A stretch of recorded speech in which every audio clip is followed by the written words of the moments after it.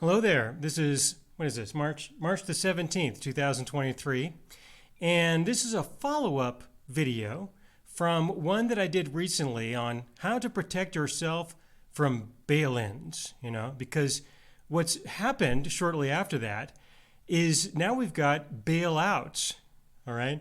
And so, I'm getting this flood of correspondence of people asking me about the situation. And for those of you who have not heard from me, reply, which is I think just about everybody. I don't think I've replied to anybody yet, and it's been a week now. So don't feel left out if you haven't gotten a reply, because there's two reasons. First of all, I really have been exceptionally busy, and unfortunately there are times when I just have to prioritize things. And I'll sit down and I do things in batches in order to try to optimize my time instead of having to switch from one task to the next, which is really hard on my personality and on my brain to go from one thing to the next quickly. But that's a lot of what I have to do anyway, just because of the way that my life is.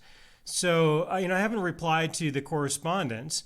Let me say something about the bail-in video that I produced recently. It's still just as valid as it was before. The laws are still on the books. This is something that can still take place.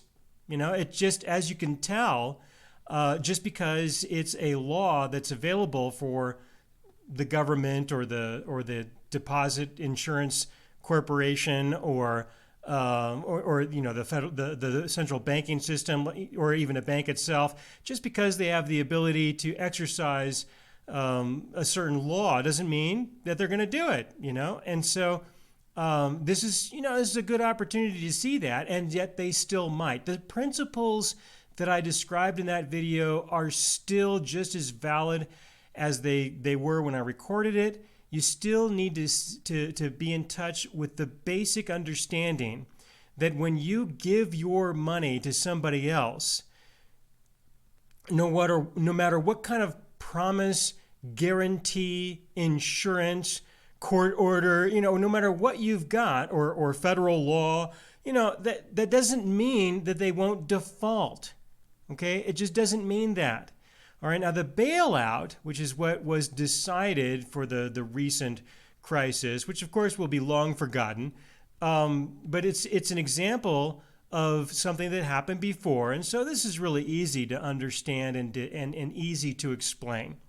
All right, so for most of you who sent me correspondence, I'll probably reply and say, look, I finally was able to post a video on this. There you go. You can listen to the video, and that's the best I can do, because I can't respond to everybody for this one. So what we had a week ago. We had, I think it was 4 banks.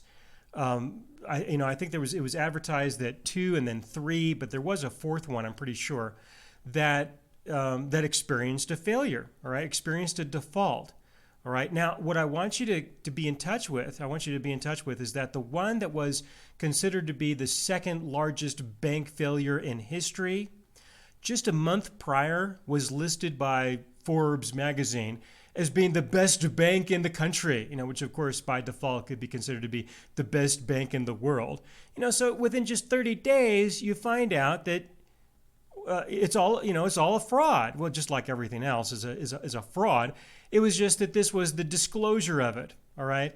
And so when you've got CEOs of banks coming out and saying, oh yeah, nothing to worry about, when you have the president of the country coming out and being shown all over the news networks that people watch, saying there's nothing to see, there's nothing to worry about, that's when you really ought to start to worry. Okay, that's when you ought to start to be concerned in a lot of ways. But the solution is in this case was an exception. All right, an exception was made to say, well, I guess we won't really do bail-ins. That was what they first said, right away. They first said, oh yeah, we're going to do bail-ins here because that's what we decided when the last major crisis happened. Well, it was only a day or two before, oh, no, we changed our mind. We're going to make an exception in this case. And, we don't know what happened. to make that kind of a decision. Maybe, these are some of my suspicions. Maybe it's because one of those banks that failed, one of their directors just so happened to be the guy who wrote the law saying we're going to do bail-ins next time. The Dodd-Frank that I mentioned in the bail-in video. Dodd-Frank, well, Mr. Frank, he was the director on one of those banks that failed. So I guess he didn't want his law to apply to him. All right. And what about the other bank? Well, it just so happened that one of the directors there turned out to be one of the signatories on the San Francisco Federal Reserve, and I guess he didn't want to lose his money either. So, well, they all made an exception. Okay. Now, there's a formal word for this. Okay. The formal word for this is corruption. All right. That's what this is.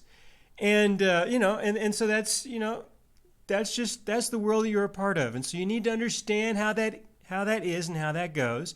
And some of you, might have been affected by that directly or indirectly, and you might be cheering and thinking, oh, great, everything's fine. Now they're going to do bailouts, which means that if you had the $250,000 limit, you definitely are going to get your money. But, if you had more than that, like if you had $72 million in the bank, we'll cover that too. So it's it's really a big exception. Now, for those of you who may feel like this is just filled with a lot of confusion and uncertainty, let me narrow it down and make it as certain as I can. All right, what we have is what's called a financial system. Okay, and a system describes a whole lot of little different parts. Okay, now with this financial system, which is layers upon layers upon layers and interdependencies all over the place, you never really know what is going to break. You don't know what part of that system is going to snap first until it snaps. And then there's a decision that's made by the overseers of the system. Are we going to fix the system, or are we just going to let the system die? Is that what we're going to do? And of course, the answer is we're going to fix the system. We're going to try to keep the system going a little bit longer, and not necessarily allow things to just come apart. But one day it will, because the defaults will become so enormous that there will be a different kind of default, and I'll explain that in just a moment, which is what the bailout is. The bailout is a different kind of default, and when that eventually just becomes too problematic, well, then everything comes apart. They find somebody to blame, like World War III, something like that, and then of course they were the geniuses who had the system going beforehand. They have the resumes, they have the experience, and they were able to keep things going pretty well. And so, we'll just hire them to build the new system. And the last one made it over 100 years, and so, the new one can probably make it for another 100 years. And of course, anyone who's alive right now will benefit from that new system, and they'll be dead by the time we have the same problem that happens right now. All right? This is how the world works. So you just need to understand the system well enough to protect yourself, or you will suffer. All right. So no, we're not out of the out of the woods to use that expression of bail-ins. Certainly, those could be applied at any time, in any way. But that's just not what's happening right now. What we've got is something called the bailout. All right, now we saw this before, back in the 2008-2009 financial crisis. I remember when Ben Bernanke was being interviewed for the position, of the guy who would handle that crisis. When he was interviewed for this position, I think it was the National Economics Club in New York, he gave his speech, which was in effect an interview. He said publicly that when what happened would happen, the way that he would solve the problem was that he would devalue the currency by 40%. And sure enough, that's exactly what happened. It's probably forgotten by most of you right now. But he devalued our currency by 40%. And there was a big change in prices that kind of happened a little bit here and there. But eventually it was a devaluation. And so that's how that crisis was overcome, using bailouts. Okay, now there's a lot of complexity to this that I could get into, things like moving the bad debts from the private balance sheets to the public balance sheets. Now there's a shift from the public balance sheets to the private balance sheets because the Federal Reserve System is moving it to the Federal Reserve Bank. And so in a way, that's considered to be a move to the private balance sheet. It just depends on how you look at it. But still, it's the same thing, all right? The same thing. Someone is going to pay for the defaults that are taking place. How does it get paid for? All right, well, it's going to get paid for in a way that the blame, or the one who's paying for it is the least painful. Let me just say it that way. All right, and so the preferred way, and it's been like this throughout history, all right? This is nothing strange, it's nothing unusual. It's happened in every civilization in one way or another. The way that you do it is you devalue the currency. That's how it's done, all right? Because most people, they just don't see it. They don't understand it. They blame destiny, or whatever. They never want to admit that or confess or they don't even want to see the source of the devaluation and who really benefits from the devaluation. And a big part of that is because, in some ways they benefit. All right? It just depends on your place and your position in your society. All right? So the question is, how would you defend yourself from the bailout? All right? That's what we need to deal with after that reasonable summary, which may pose some new questions.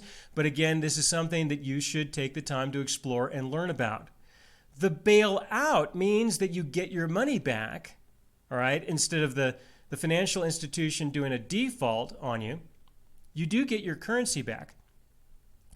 But what's going to happen is it's going to be devalued. All right, that's effectively what takes place. So instead of you losing all of your money, maybe you're going to lose 40% of your money, which is the usual percentage during a crisis that currencies get devalued.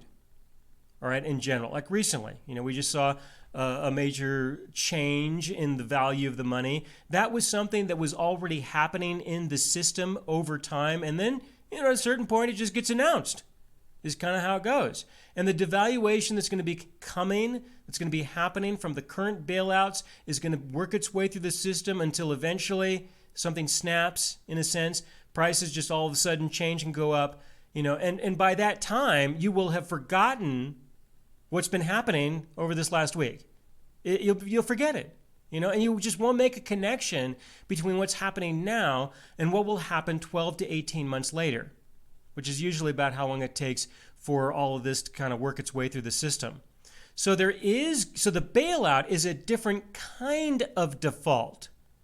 All right, it's a different kind of default. It's the default is getting your money back, okay? Because you get it back. But in order to give it back, they have to devalue it by 40% or whatever. All right, now who gets the value of this money? Well, it's usually the issuers of the currency, those who issue the money and get to spend it first. In this case, they're just giving it back to you. And that's their exercise of spending it. And it goes into the system, and the banks will use it to make loans and stuff like that. But it's the central bank in this case. The Federal Reserve is going to receive the value. All right, they're the ones who are going to receive the value in a sense, because they're the ones who create the currency. There are other ways, other mechanisms that this can be created. It can be done through the Treasury, in which case the federal government, all right, they obtain the value. All right, it is a form of theft, or what they like to call a tax. All right, that's the official way to understand inflation from a central banking point of view, is to understand it as a tax. It is a secret tax, a hidden tax, one that you didn't vote for, and it's a taxation on your wealth. So if you have any currency, then they just take it. It's an exercise of theft. All right. And I understand that a lot of you are just so consumed with the idea that one of your friends or somebody in your family or your neighbor or somebody's going to steal something from you, right? You probably spend a lot of effort and a lot of energy in your life to protect yourself from someone who might be a thief in your life. Probably maybe because they stole something before, like everybody else in the world. And you don't recognize that, you don't want to recognize that maybe they decided that they wouldn't do that anymore to anybody. They decided to change their ways and become an honorable person. You're still paranoid over something like that just because you want to be, because it makes you feel safe. It makes you feel good. All right. But while you're all so busy with all the people around you, your neighbors, friends and family and your boss, whoever, or your employees, you're so worried about all of that. While you're all concerned with that, the federal government is stealing your money. and now the Federal Reserve is stealing your money. They're just taking it. What is 40% of the value of your money not important to you? All right. So, what do you do with that? Okay. Well, it's the same thing that I was presenting, similar to what I was presenting in the bail-in video, but I'm going to add some additional things because this comes to the topic of inflation, of how do you really protect yourself from inflation. And I'm going to try to make this a little practical. All right. So I'm not wearing my usual kind of clothes and stuff. Well, it turns out this is my usual clothes. I look like this every day. This is a shirt that I wear over some other shirt that I change every day. But this is my usual normal look. All right, every day. This is just me. I got my jeans on, and this is just how everybody would normally see me. And so this is me at my home, and this is a regular day. I'm a regular guy, just like most of you. Okay. Now, most people are saying the way you protect yourself from inflation is you just you don't use the currency. You don't have the currency. And that's correct. Okay. Now, sometimes because we're looking to make a large purchase or we have to have money in the system just to be able to pay our bills, that's just part of life. And you've got to be in the system in order to participate in the system. But when you have currency that you're not going to use for a long time, in order to protect it, you have to keep it from the people who are stealing it. All right? And when you have it in the bank, that's how it gets stolen. Okay? I mean, they advertise like this is the safest place in the world. And sure, if you keep it at home, somebody breaks into your house, they can just take it. I understand. I can relate to that, all right? I've been robbed. So I know what that's like. But still putting in the bank or buying government bonds, stuff like that, that's not necessarily going to be any safer. In fact, because of the inflation mechanism, it is a guaranteed theft. All right? It is a guaranteed theft. Okay, but even if you hold it in your house, in the currency, you have a bunch of dollar bills or $100 bills or whatever, it's going to still be stolen. Okay, it's still going to be stolen using the same system. Okay, and so you have to put it into something else that will retain its value. And as I mentioned in the bail-in video, people use gold and silver for that. All right. And what I did not mention is that presently the whole world is making this adjustment because the U.S. dollar is dying. All right. I mean, it just isn't going to be able to hold together. We don't know how long that's going to be, but it's dying. Everybody can tell that who pays attention. Now, depending upon the statistics that you look at, it's somewhere between, from what I can tell right now, somewhere between 65% and 85% of the world is making official moves to a gold standard, to use gold. All right. And so, I understand that you all may think, okay, well, anything can be used as money.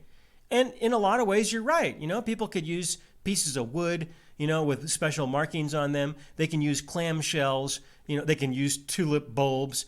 They can, you can use, maybe even use kind of stuff, just some kind of a number that has certain mathematical properties. You can just use that. I understand that a system can use anything, but that's not what the world is doing. Okay, that's not what people are doing, and you need to know and understand what the world is doing, and somewhere between 65 and 85% of the world right now is all moving in the direction of going back to a gold standard.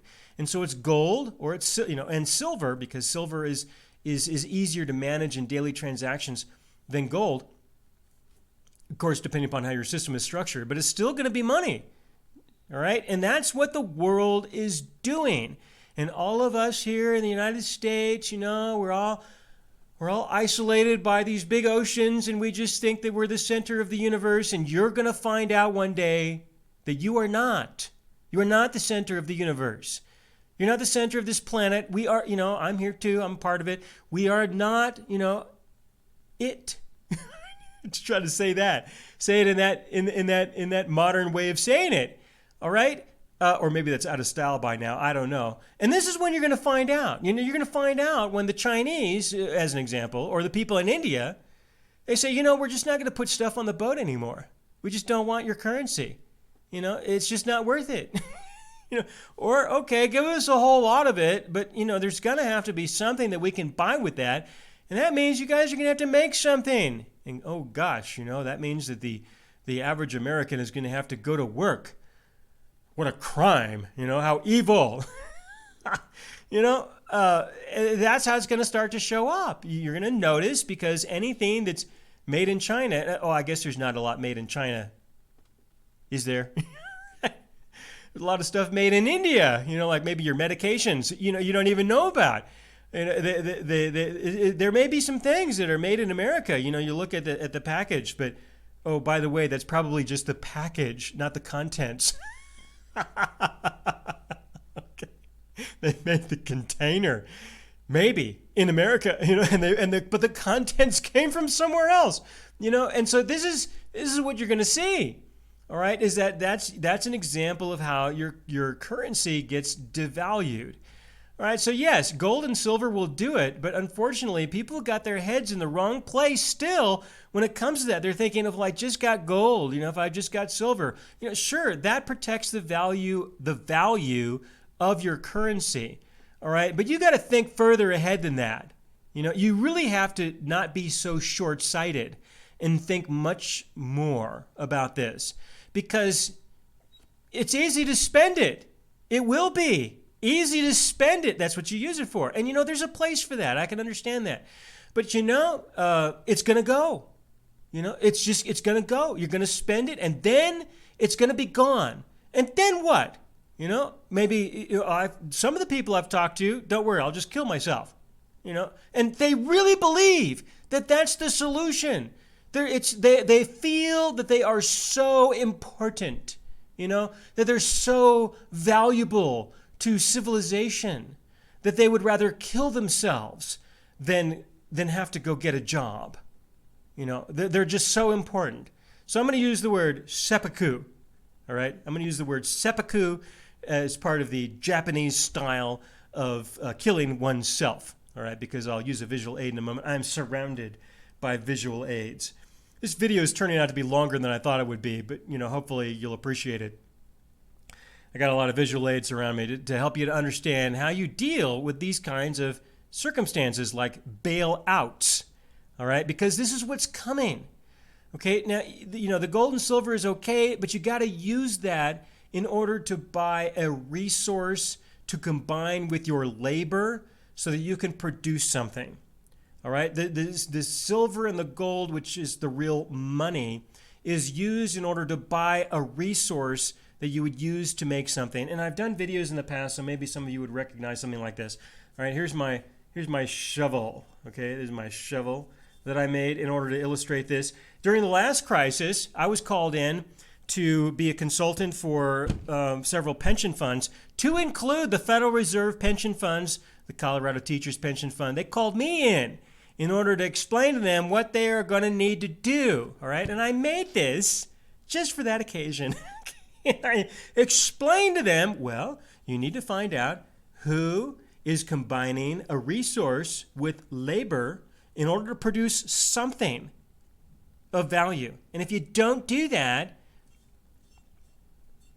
then you're not going to make it. You're not going to make it. And it's the same thing today. The same principle today is no different whatsoever. All right, and so you're going to have to think in those terms. So I've got, this is made out of steel, and I got some leather wrapping around here. I think I did my calculation. My calculation showed 10 ounces of silver.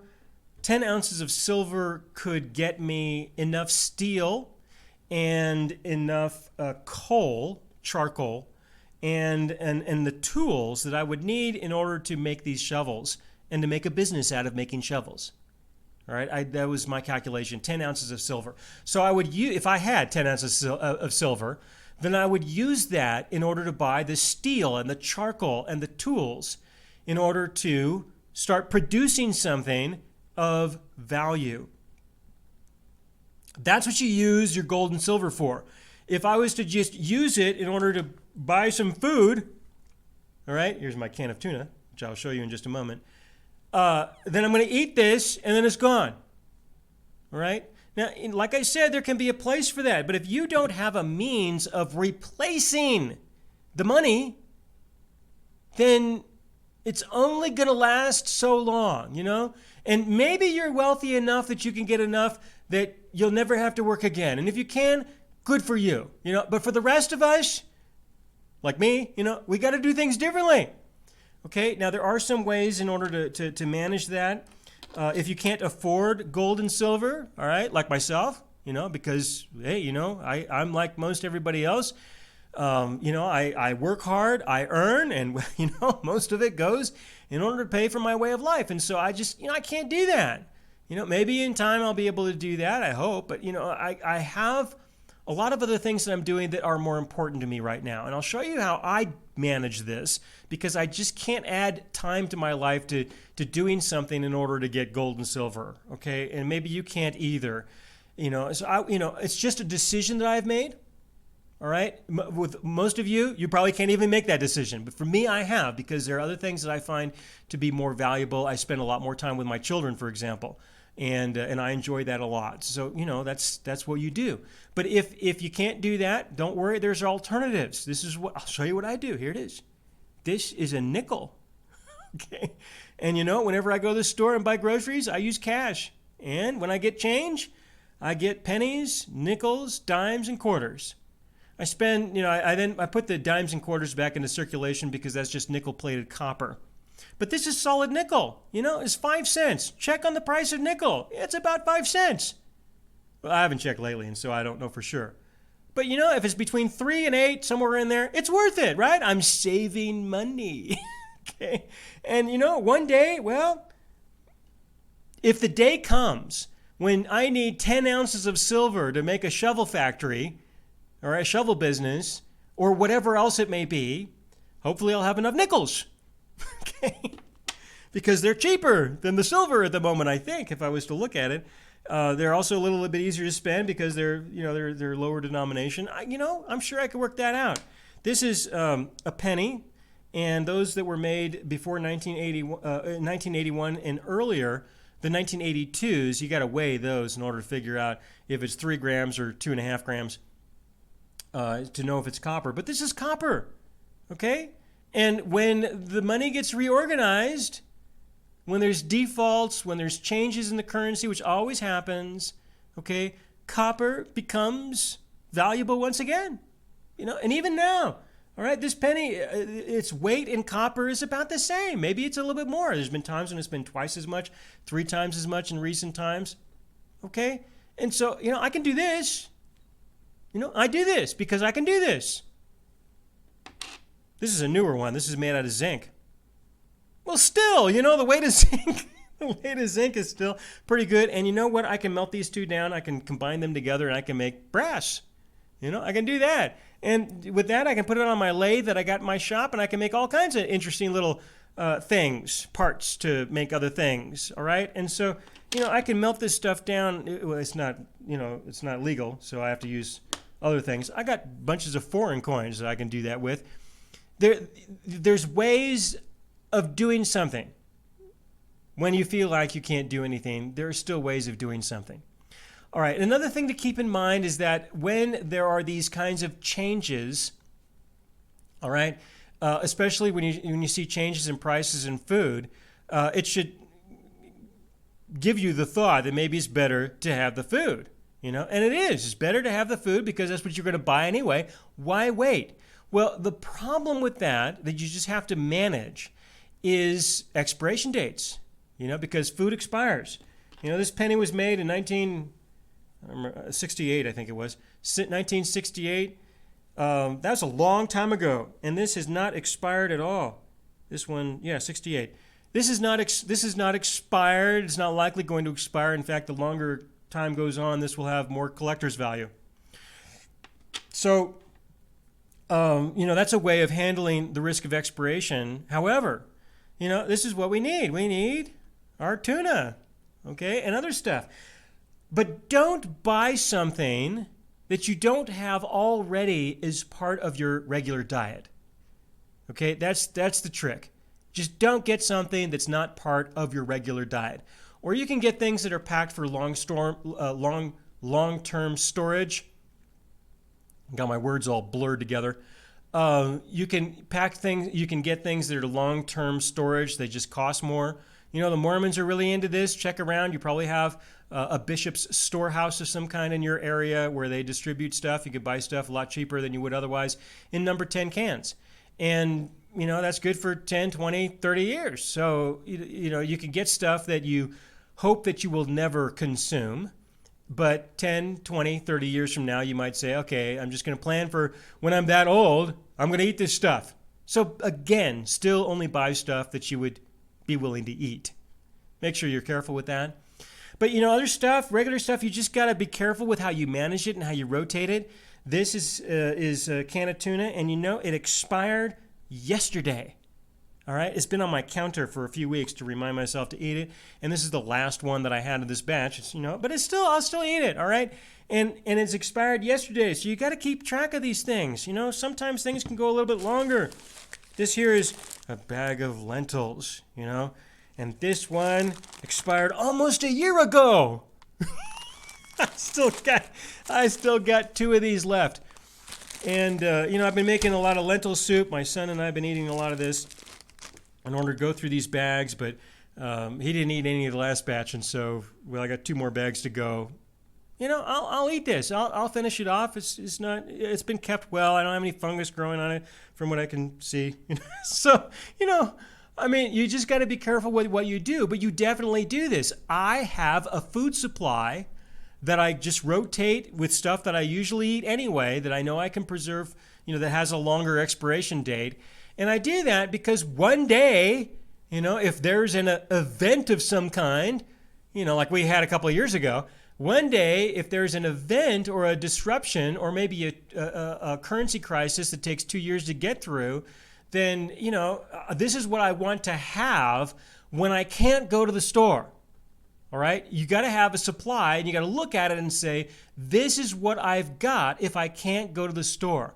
And it may not be a regular crisis. It may just be a personal one. You know, like what happens if you lose your job? What are you going to do? You know, I have lost my job again and again and again and again over my lifetime. There have been many times when I have gone hungry. You know, it's happened many times in my life. So I'm just a little extra sensitive to that. You know what happened at the last crisis? Right now, you know, I've been surviving just on donations. You know, I just live on a donation model. Have for a long time. What happened with the banking crisis? What happened to Living God Ministries? You know, any idea what happened with the donation stuff? I'll tell you. You know, just for those few of you, you know, there's about 500,000 people who are listening to my programs. You know, on radio and through the internet every day, and we don't have a high view count on the YouTube. So you guys can consider yourselves to be unique and special, okay? And so I'll tell you, you know, what happened? With the exception of about 2 or 3 people, the donations died. You know, it just died, and just the online, because I can't keep track of the mail, you know, mailing by checks. But the online donations immediately just died. You know. what do I do? Well, I check. Do I still have some lentils and tuna? I mean, that's what I got to do because, that's the way life goes, So I'm ready for that. I can do that. But you got to be able to do that too. Okay? Now, listen, beyond, protecting your money from it being stolen by the government or the banking system. All right? You got to protect your money from being stolen by the banking system, the system as a whole, and by the government system. Those are your biggest thieves that have been in your life. They have been in your life, don't you know? Haven't you been paying attention? Or do you want to be patriotic, I guess, or something? Throw out a word like that in order to hide from reality.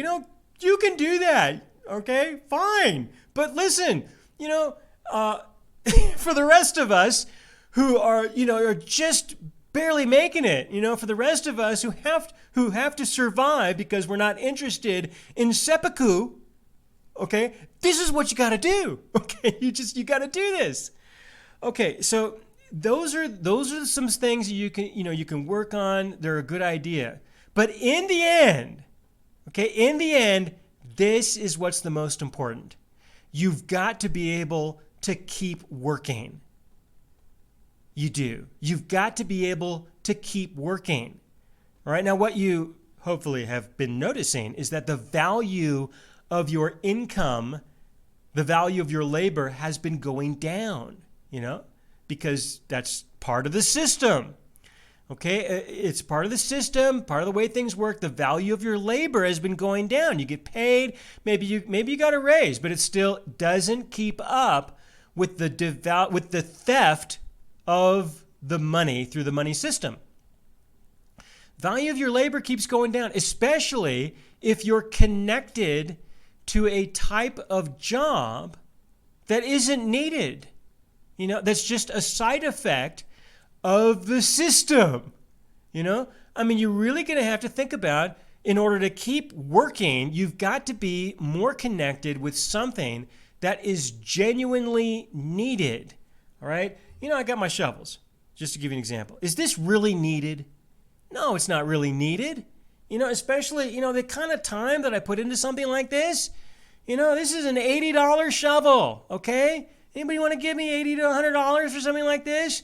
I say 80 to 100 bucks. They say, well, I don't think so. And the reason why is because I can do something else with the same amount of time, and I can earn that kind of money. All right, and so that's just what it's worth. But if I have job problems, if I have problems doing that, well, then of course, I got to go to step down, and I got to start making these and asking people for $50 or $60 or maybe even less. And you might look at that and say, oh gosh, that's really nice, but it's still kind of a novelty. All right, it's kind of a novelty. I put this in the hands of ladies in years past. They hold on to this thing and they think, this is not a shovel. They tell me, this is not a shovel. This is a weapon. And I suppose they're right. But still, this is not a shovel. And there's a couple of guys that I had. I made 2 of them, and I shipped them to a couple of friends of mine in Texas, and they've been using them.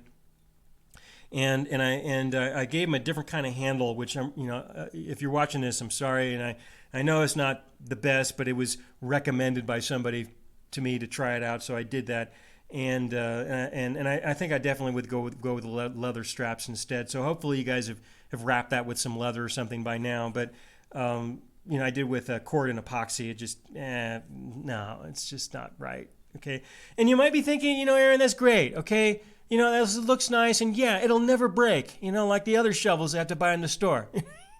I get it, but it's just not worth it. Okay, so if it's not worth it, well, then you got to add value to it, maybe, right?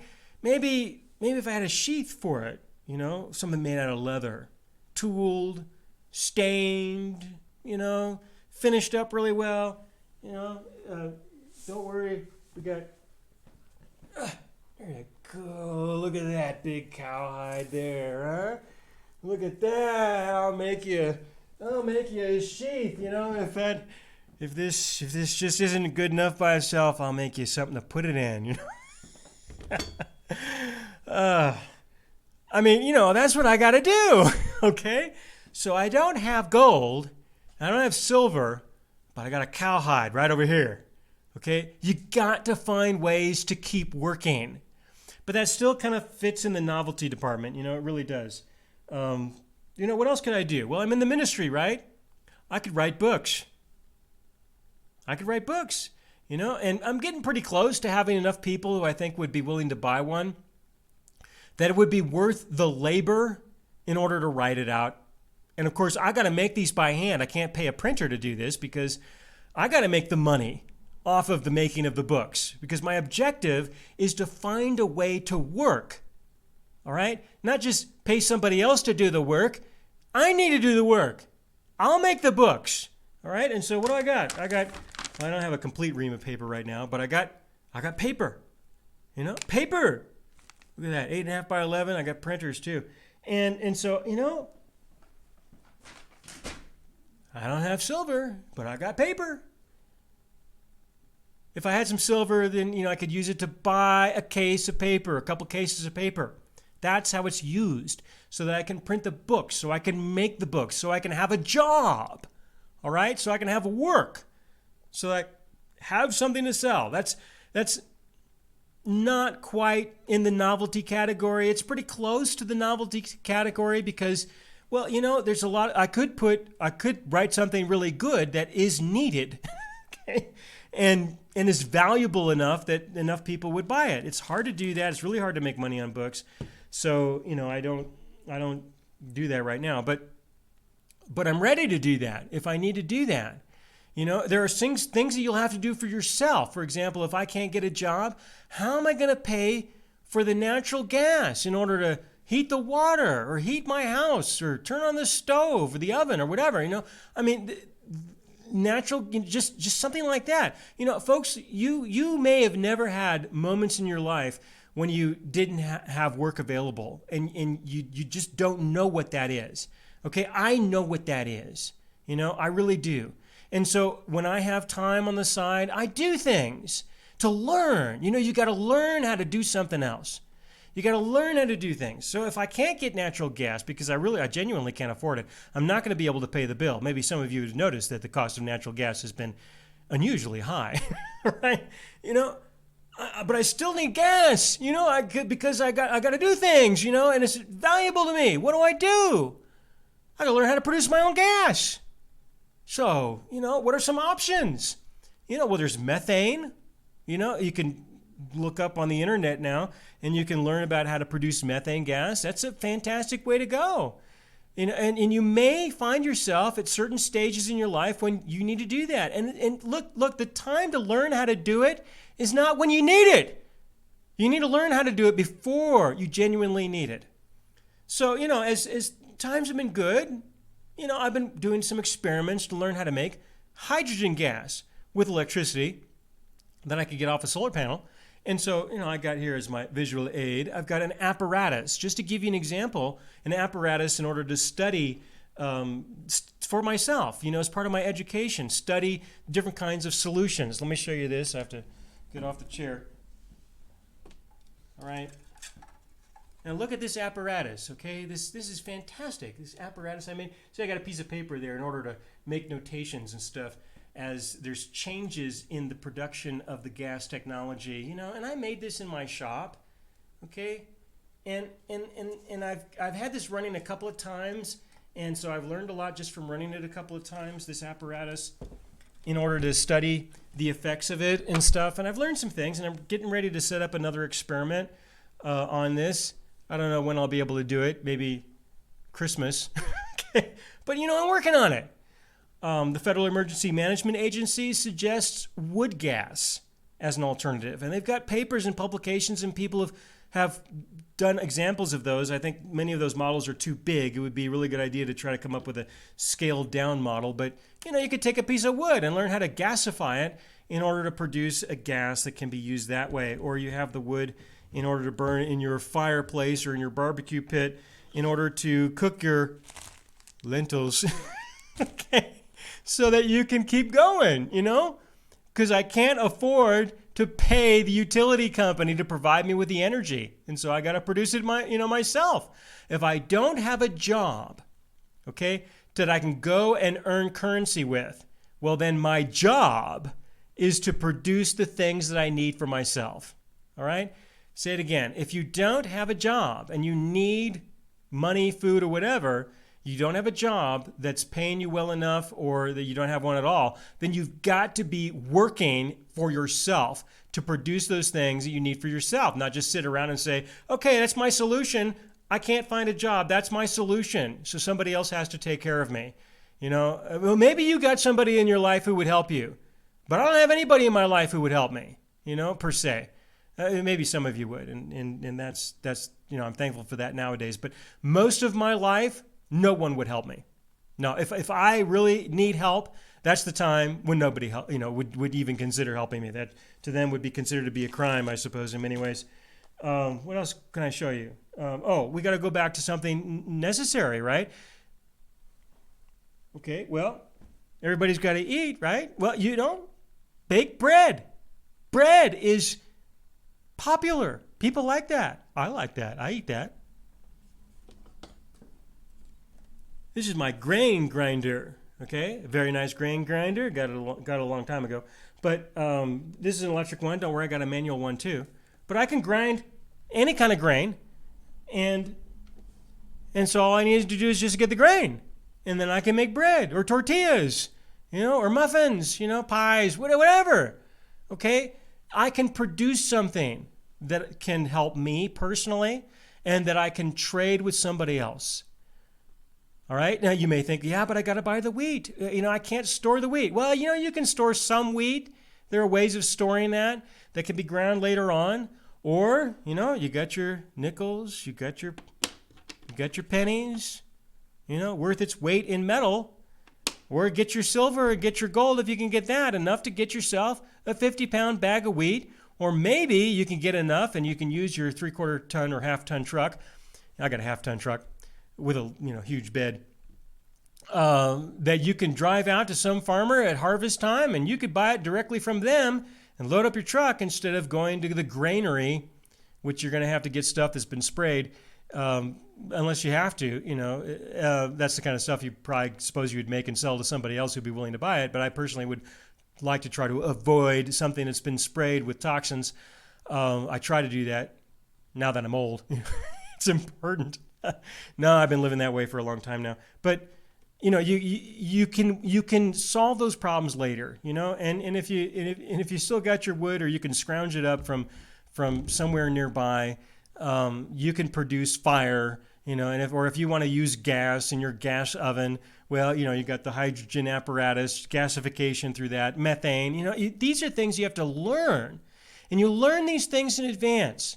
All right. So if you can't get the gold, that's not the end of the world. This is real life. This is the way it's done. This is how I've been able to do it. What else I got? I got a big one over here. Okay, just in order to exaggerate the importance of finding a way to keep working. Okay, here's my big heavy item here. I'll get it in just a moment.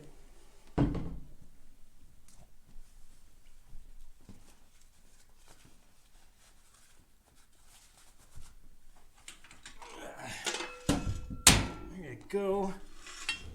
If you can see that, look at that. This thing is heavy. What is this thing? Hold on, let me put it down.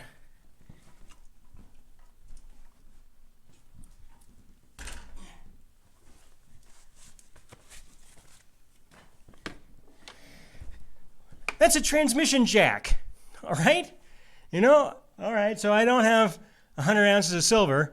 Or an ounce of gold or something. I got a transmission jack. I do. Yes, I do. You bet. Why? Because everybody needs transportation, for the most part. Transportation is very important. And what happens when it breaks? It's either thrown away or it's fixed. Okay? And so what is the resource? The resource is a broken vehicle. Can I use my labor combined with this broken vehicle as a resource, combine the two, and produce something of greater value? All right. And yes, I can do that. Okay. I've replaced 2 engines myself for my own vehicles, and the transmission jack I used on the last one. I didn't have a transmission jack for the one that I did before that. Fortunately, I didn't need it. But in this other one, I had to have this in order to replace the engine. So, I can do engines. I can do that. I got a shop to do that, or I could rent a storage unit or some space, or the first one I did in a parking lot. All right. So, I can do that. And now with a transmission jack, I can remove transmissions easier. I don't know anything about how to rebuild a transmission, but would I find out? Oh, you bet I would. I sure would. And maybe I would only receive half as much money as I would if I had a job. But if I don't have a job, well, then I got to go for that. That is my job. My job is to receive half as much money as I would getting another job until I become more proficient at rebuilding transmissions, or the engines or whatever. And so, these are the things that you got to do. This is how you make it. This is how you adjust to bailouts, all right? Which is a way of defaulting by making the payment, okay? Or by producing the money. This is how life goes on, and this is how you adjust to your changes that you experience in life. So, I wanted to show you these things, otherwise people are thinking, well, what do I have that I can just sell? And what I keep thinking of when I think of that, of something that I can just sell, you don't want to go there, because to me, I call that the Japanese way. All right. Not to say anything bad about the Japanese, but I have an association with that because the samurai, when they experienced their inflationary problems and other kinds of problems, how did they feel they would solve their problem? They would sell their sword, the long sword. The short one they would keep for seppuku, if that didn't work out. But the long one they would sell. And that was the thing. You sell your sword in order to get the things that you absolutely have to have in life. All right, I got another visual aid. Okay, here you go. This is one of mine. This was given to me by the Shaolin.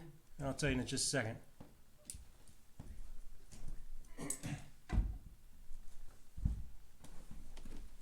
I have it in this room because this is the room that I used to exercise in. I got no furniture in it. It's a big room, 22 feet long and about, 16 feet wide, something like that. But I have no furniture in it. Anybody's come over here to visit me, they first walk in, this is a little weird. But this is where I exercise. When I have the time to exercise, which presently I haven't worked out for almost 3 weeks, just because life has been in the way. But that sword was given to me by the legitimately recognized Shaolin Kung Fu Grandmaster. He is the Grandmaster Sin Quan Te. You could look him up, ShaolinGrandmaster.com or something like that. But he is the inheritor of the Shaolin art. He was trained by Grandmaster I Ching Ming in Indonesia or Malaysia. Gosh, I'm having trouble today. He escaped China when the communists took power and they assassinated all of the Shaolin grandmasters. One of them escaped. Grandmaster E escaped, and yes, he went to Indonesia. And he trained Grandmaster Te, and I am the student of Grandmaster Te, myself and many others. That sword, he trained me with one of the ancient Yang-style broadsword long forms, which Master Yang used in order to train the cavalry when he was commissioned to be the person who trained the Chinese military at that time in history. And that form has changed in many ways over time. The one that's currently shown is similar, but there's still a lot of parts in it that they're just totally missing. And so Grandmaster Te showed me the original form, and I've been practicing that for maybe 25 years now, something like that. So I'm pretty good at it, But am I going to ever sell my sword? No. I'm not going to ever sell my sword. That's not gonna, that's not gonna happen. So it's really not worth as much as you might think anyway. But still, that's not, that's just not, that's not gonna happen. But that's how most people are thinking. They're thinking that this is this is the solution. I just need to have things to sell off. But folks, that will only, again, it will only last you so long, and it's just going to delay your seppuku. And that's how most people are trying to solve this problem of life and to solve the issue of inflation. They're just trying to delay seppuku, all right? And that's what the Federal Reserve System is. It is an eventual collapse. It will fail no matter what. The currency will fail. Is just how long do we delay seppuku? Okay. So with that, I'll stop, and I hope that this was useful. I know this was much longer than what I had suspected, but I hope that it's useful and that you guys can learn something from this, and that it'll have some effect on how you live your life for the better. All right. Thank you. Bye-bye.